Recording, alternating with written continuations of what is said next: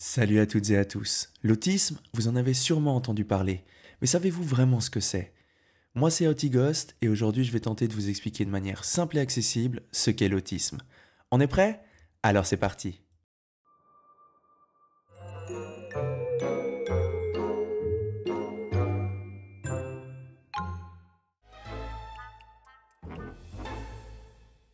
L'autisme, ou trouble du spectre de l'autisme, est une condition neurodéveloppementale. Cela signifie que nos cerveaux se développent et fonctionnent différemment dès la naissance. Imaginez que mon cerveau soit comme un réseau de câbles branchés différemment. Cette configuration influence ma manière de traiter les informations, de percevoir, de penser et d'interagir avec le monde. On utilise parfois le terme de neuroatypie pour parler des autistes, mais aussi des troubles 10 ou du TDAH. Ce terme s'inscrit dans une vision plus large, celle de la neurodiversité. La neurodiversité est un concept qui reconnaît que les variations neurologiques, comme l'autisme, font partie de la diversité humaine, tout comme les différences culturelles, sociales ou physiques. Ces variations ne sont ni meilleures ni pires, mais elles influencent notre manière de fonctionner et de vivre dans le monde. Mais alors, comment ces différences se manifestent-elles au quotidien? Eh bien par exemple en communication et interaction sociale, avec des fonctionnements qui peuvent différer de la norme sociale, comme une expression plus directe ou une difficulté à adopter les codes sociaux. Mais aussi dans les centres d'intérêt, souvent marqués par un intérêt spécifique pour un sujet, une activité ou des besoins de routine.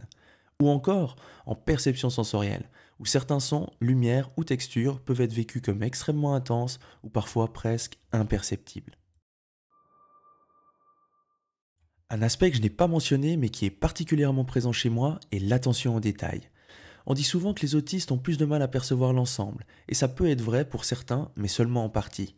Pour moi, effectivement, je porte une attention particulière aux détails, que ce soit dans un texte que j'écris, une illustration que je dessine ou même dans une discussion. Il m'arrive de ne pas saisir immédiatement le sens global ou l'idée générale, mais il faut savoir que j'y parviens souvent d'une autre manière, avec plus de temps et en assemblant tous les détails que d'autres n'ont pas remarqués. Ces aspects ne définissent pas l'autisme dans son entièreté, mais ils donnent un aperçu des différences que les autistes peuvent vivre.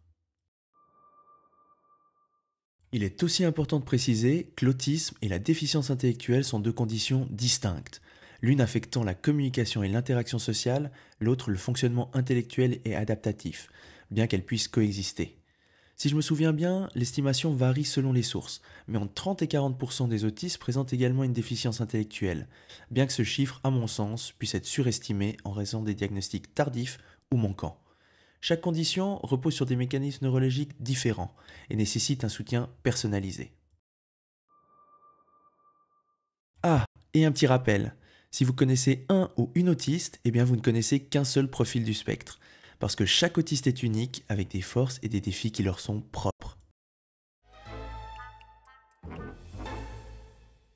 La notion de spectre autistique nous rappelle qu'il n'existe pas un seul autisme, mais une multitude de fonctionnements, chacun avec ses propres particularités. C'est un peu comme une palette de couleurs infinie, où chaque teinte représente un ou une autiste, avec des nuances qui varient d'un individu à l'autre. Cette diversité se manifeste dans de nombreux domaines. La communication, la perception sensorielle, le traitement des informations, la motricité ou encore les interactions sociales. Par exemple, certaines personnes peuvent être plus à l'aise avec des échanges directs et explicites, tandis que d'autres préféreront des interactions plus nuancées ou seront moins impactées par leur profil sensoriel.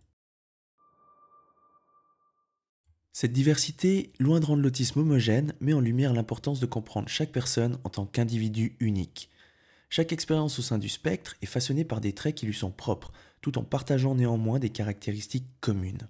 C'est un peu comme si chacun d'entre nous portait un prisme unique à travers lequel on perçoit et interagit avec le monde différemment, tout en restant connecté aux autres grâce à des points communs qui nous relient tous en tant qu'êtres humains.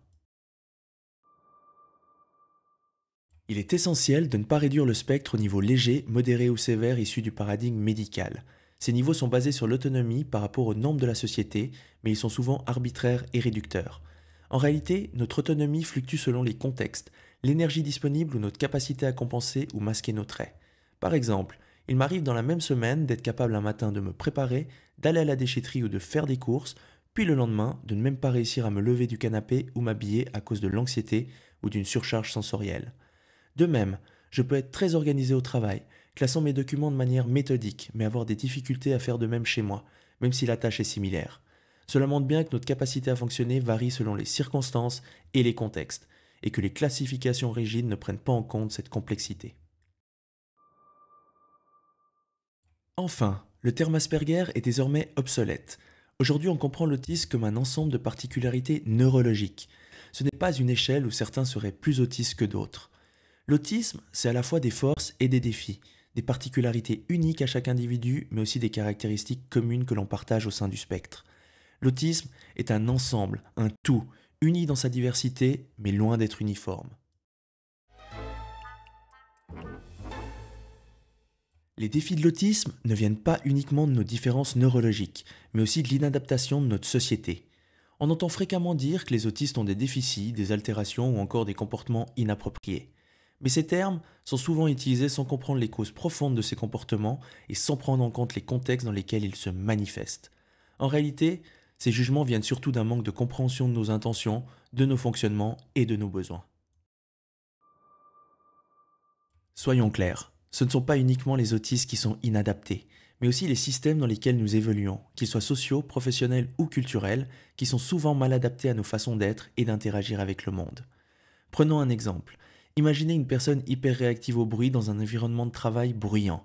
Ce n'est pas la sensibilité de cette personne qui est un problème en soi, mais le fait qu'on ne lui propose pas de solution adaptée, comme un espace calme ou des aménagements spécifiques. Ces obstacles, qu'ils soient physiques, sociaux ou organisationnels, rendent la vie des autistes plus complexe qu'elle ne devrait l'être. L'absence de prise en compte de nos besoins spécifiques nous force à compenser, à nous suradapter ou à masquer nos particularités pour répondre aux attentes de la société. Et c'est épuisant, voire impossible à maintenir sur le long terme. Alors, si la société apprenait à s'adapter et à valoriser les différentes façons d'être au monde, les défis que nous rencontrons pourraient être considérablement réduits. L'inclusion, ce n'est pas un privilège, c'est un droit.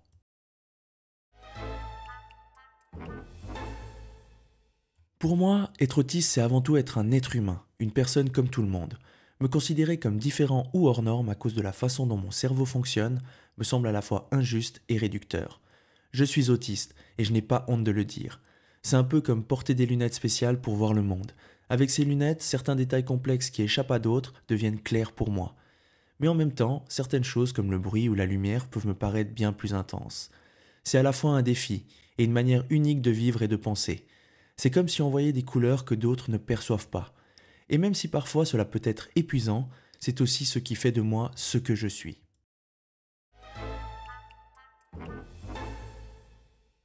Comprendre l'autisme, c'est faire un pas vers un monde plus inclusif, un monde où nos différences sont perçues comme des atouts et non comme des obstacles. L'autisme, dans sa diversité, fait pleinement partie de l'humanité, et c'est avec respect et reconnaissance que nous devons l'aborder, sans jugement. J'espère que cette vidéo vous a permis de voir l'autisme sous un autre angle et d'enrichir votre perspective. J'ai tenté de simplifier au maximum, sans entrer dans le détail des différentes théories qui expliquent l'autisme, comme par exemple la théorie de l'esprit ou la cohérence centrale qui sont complexes. Mais, si ces sujets vous intéressent et que vous souhaitez une vidéo spécifiquement dédiée à de la théorie, dites-le moi en commentaire. Si cette vidéo vous a plu, n'oubliez pas de la partager, de vous abonner et d'activer la cloche pour ne rien manquer. Et moi je vous dis à très bientôt, mes chers fantômes.